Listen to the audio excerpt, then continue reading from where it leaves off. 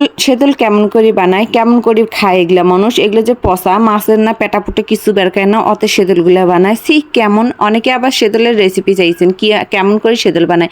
আসসালামু আলাইকুম, সবাই কেমন আছেন? এই যে মুই চলে আসছি সেদলের রেসিপি নিয়ে। প্রথমে দেখছেন যে হচ্ছে কচুর ডান্টাগুলো এলা শুকি টুকি ধুয়ে টুয়ে সুন্দর করে শুকি টুকি চিকন চিকন করে কাটা হয়েছে, কাটি টাটিয়ে এটা চলে আসতো হচ্ছে হামুর গাইনত। এটা হামুর গাইন আকালি পেঁয়াজ রসুন, পেঁয়াজ কিন্তু দেওয়া হইবে না, অবশ্যই পেঁয়াজ দিলে কিন্তু এটা হচ্ছে গেদগেদা হইবে, ভালো হইবে না। আর এগুলো ধুলাগুলা যেগুলো দেখেছেন, এই ধুলাগুলা হয়েছে শুকটার গুঁড়াগুলা, এগুলা দেওয়া হয়েছে। এগুলা দিয়ে এখন মোরমাও চাকানাকা করে পাত দিতে থাকবে যতক্ষণ না পর্যন্ত এগুলা আউলাইছে না ঠিকভাবে।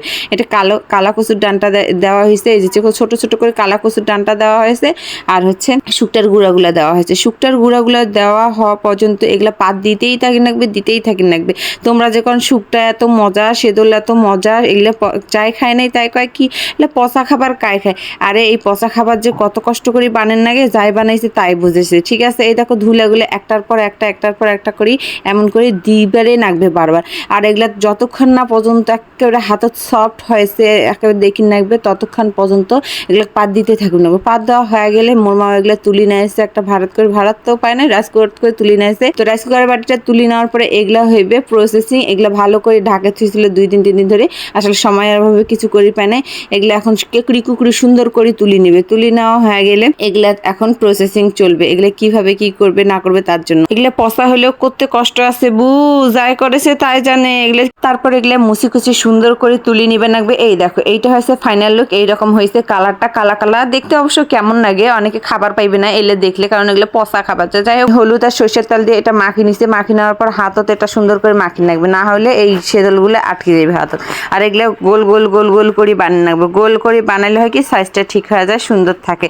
গোল করে বানিয়ে নিবে আর থুইবে, গোল করে বানিয়ে নিবে আর থুইবে। সব একসাথে যখন বানিয়ে নেওয়া হইবে, একটার পর একটা বানাইতে আছে। বানা শেষ হয়ে গেলে তারপরে এগুলা হচ্ছে এই যে খেতা দিয়ে ঢাকা দিচ্ছে, যেন কোনো মাছি টাছি পড়ে না, যেহেতু শুকটা দেওয়া মাছি পড়তে আছে, তার কারণে এটা ঢাকা দেওয়া হয়েছে। তারপরে দেখো ছোট ছোট করে খেতা ছিঁড়ে নিবেন লাগবে, যেন এই খেতাটা সুন্দর মতো ঢাকে থাওয়া যায়। তো এই দেখো খেতাটা মোর মা পল্টা আছে, একটা করে পল্টে এভাবে থুবেন লাগবে। এটা কি মুখের কথা, এটা যত্নের খাবার, যত্ন করি খাবার লাগে। এই দেখো ছাই ঢুকাচ্ছে, ছাই হচ্ছে একটা বইয়ামত করে ঢুকাইবে, ছাই দিবে আর একটা করে সেদল দিবে, ছাই দিবে আর একটা করে সেদল দিবে। এগুলা কয়েকটা 2-3টা সেদল দিয়ে তার উপর আবার কিন্তু ছাই দিবে। মোর মা করেন না, ভালো মতন থাকবে না, নষ্ট হয়ে যাবে তাড়াতাড়ি। এই যে দেখো ছাই দিয়ে দিয়েছে, ছাই দেওয়ার পর অবশেষে আমার শীতল এইভাবে প্রসেসিং প্রায় 1 বছর 1.5 বছর 2 বছর যায়, যেমন করে খায় তেমন করেই খাওয়া যায়।